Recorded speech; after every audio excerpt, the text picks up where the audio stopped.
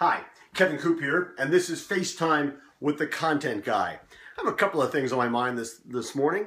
Nothing specifically related to business, but I think both scenarios, both stories, sort of teach us something that we can use in business. To begin with, I'm sure you've noticed, like I've noticed, that the cost of fuel has come down a lot, right? I used to be paying here in Connecticut about $3.50 a gallon. Now I'm paying under $2.50 a gallon. It's unbelievable. I was in Nebraska recently. I paid something like $1.79 a gallon for gas. It's unbelievable how the cost of gasoline has come down. It's really terrific. It puts a lot of money in our pockets, right? But I was thinking about this the other day because I was booking an airline flight. And when I was booking the flight, I was thinking to myself, airfares have gone up over the years because the airline said that they needed the extra money because fuel costs were so high. But now the fuel costs have come down. Are they lowering their prices? I don't think so. They getting rid of any of those extra charges? I don't think so. Same thing in the supermarket. There are a lot of items seem to go up in price in part because of transportation costs.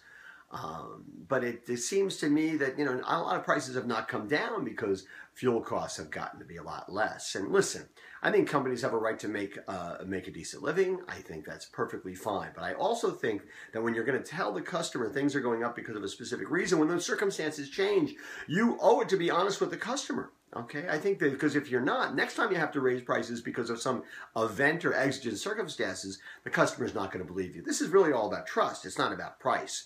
And I think companies that are not paying attention to this, are not trying to be fair and honest with their customers, are making a real mistake. And listen, I'm sure the airlines at some level say, we don't have to worry about it. We have captive customers. And that's to a certain extent true. You want to fly to Europe, you want to fly cross country, yeah, you got to fly an airline. But the thing is, the woods are littered with the bodies of companies that thought they had captive customers and really didn't because some new competition came in and said, ooh, we can change the rules of the game, and managed to do that pretty effectively. Everybody has to be careful of that. Sometimes you just don't see the competition coming, and it's because you were your own worst enemy, and I think that's a real mistake. The second story I wanted to talk a little bit about was last weekend's football games, right? And I'm sure I was a little giddy on Monday when I wrote about the Seattle Seahawks and that improbable comeback in the last few minutes of the game and in overtime over the Green Bay Packers.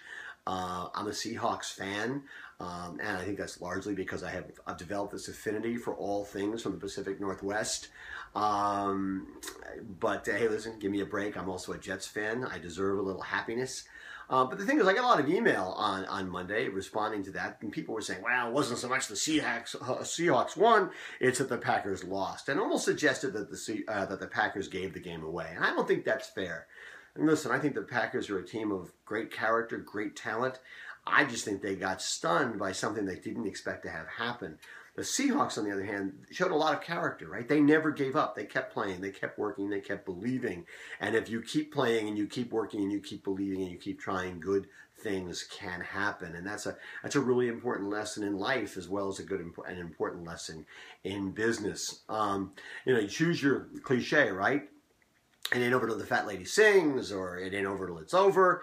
I had friends of mine who were traveling around Europe, and they sent me a picture the other day of a sign that they saw that they said reminded them of me. I can't tell you how much pleasure that gave me, because the sign said, they sent me an email with a picture, the sign said that the road to success is always under construction. I think that's a really important sentiment, because here's the thing.